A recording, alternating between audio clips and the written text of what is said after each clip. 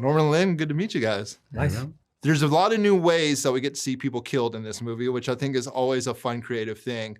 What's it like when you're like in the drawing board, like the ice skate scene for something, for example? How do you come up with these like creative ideas? For me, my process, as weird as it is, I build a lot of stuff in my garage first. So I started as a prop guy, and it's always stayed with me. So if I'm thinking of an idea, I'll go out and try to make it so I can see if it's. So I bought an ice skate, put blood on it, shoot it in slow motion, see how it would work, how you'd like kind of tie it around as a gauntlet, and I love playing with the ideas of this could be very silly, could be really lame, but done correctly, maybe it's incredibly cool. So I have to see that for myself. So I build it, look at it, and then put it together. Right on, dude. Yeah, that was it came out of nowhere, so I thought that was pretty interesting. I have an 870 myself, so those shotgun scenes, dude, were like, I don't know who does y'all sound, but that like in the theater, like, dude, you could feel it like in your chest. Oh, the sound part at Formosa, they are the best. It is, it launches into your chest, doesn't it? Just sound wise. Yeah, sound wise, it like hits you.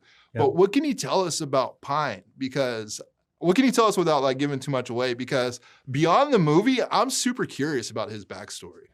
Yeah, I mean, he obviously grew up with that faction, those mercenaries, and probably grew up with a silver spoon in his mouth. They look like they have some money. So whatever he's doing, he's willing to fight all of them. It must be very important.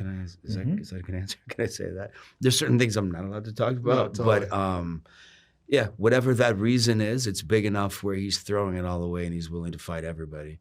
So he's gotten to a point where he's fought and he's fought and he's fought, and now he's in the hotel where you're not allowed to fight, and he's ready to go. So, but you bring up a good point. I will say there's so much about his character at the end of this movie that you are curious about, which is a plan.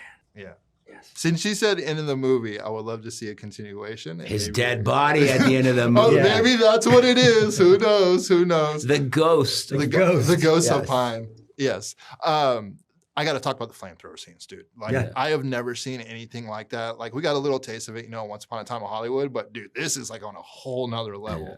How do you film those scenes and keep the actors safe? Because I'm thinking like skin, I'm watching, I'm like, how's her hair not melting?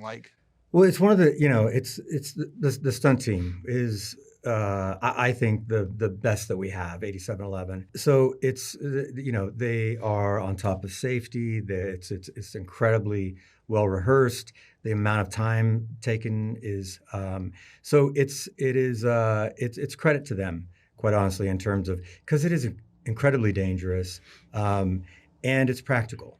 There's not there could be a CG route version of this that I just don't think the audience would they even if it's really good CG, they wouldn't feel it as much. I mean, you can tell this is happening for real.